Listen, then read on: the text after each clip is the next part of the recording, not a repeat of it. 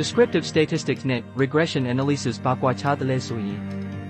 Descriptive statistics က rear view mirror လို့ခေါ်တဲ့ကားမောင်းနေတော့နောက်ကြည့်မှန်ကိုကြည့်တာဖြစ်ကပြီးခဲ့တာတွေကိုသုံးသပ်တာဖြစ်ပြီး regression analysis ကတော့ windshield လို့ခေါ်တဲ့ကားရှိမှန်ကိုကြည့်ပြီးရှေ့မှာဘာဖြစ်မလဲဆိုတာခန့်မှန်းမောင်းနေတာနဲ့တူပါတယ်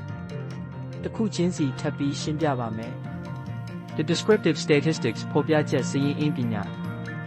ဒါကရှိနေတဲ့အချက်လက် data တွေကိုအနှစ်ချုပ်ပြခြင်းတသက်ဖြစ်ပါတယ်။အချက်လက်တွေရဲ့သဘောတဘာဝကိုလူတိုင်းနားလည်လွယ်အောင်ရှင်းပြတဲ့အဆင့်ဖြစ်ပါတယ်။ What happened ဘာတွေဖြစ်ခဲ့လဲဆိုတာကိုဖြေပေးပါတယ်။ဥပမာတင်ဆိုင်ရဲ့ပြီးခဲ့တဲ့လရောင်းအားစာရင်းကိုကြည့်ပြီးပြည့်ညတ်တရက်ကိုကျပ်သိန်းဖို့ရောင်းရတယ်လို့ပြောတာဟာ descriptive statistics ဖြစ်ပါတယ်။ Now regression analysis ဆက်နွယ်မှုလေ့လာခြင်းဒါကတော့ variable လို့ခေါ်တဲ့ကိန်းရှင်နှစ်ခုသို့မဟုတ်နှစ်ခုထက်ပိုတဲ့အရာတွေကြားကဆက်နွယ်မှုကိုရှာဖွေပြီးအနာဂတ်ကိုခန့်မှန်းခြင်းဖြစ်ပါတယ်။ Why did it happen? What will happen? ဘာကြောင့်ဖြစ်တာလဲနဲ့နောက်ဘာဆက်ဖြစ်မလဲဆိုတာကိုဖြေပေးပါတယ်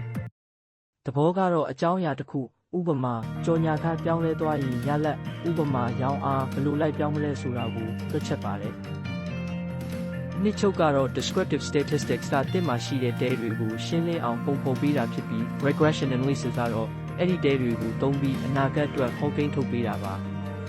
ကျေးဇူးတင်ပါတယ်နော်ကြည့်ရှုပေးတဲ့အတွက် like and share လုပ်ထားပေးပါနေ။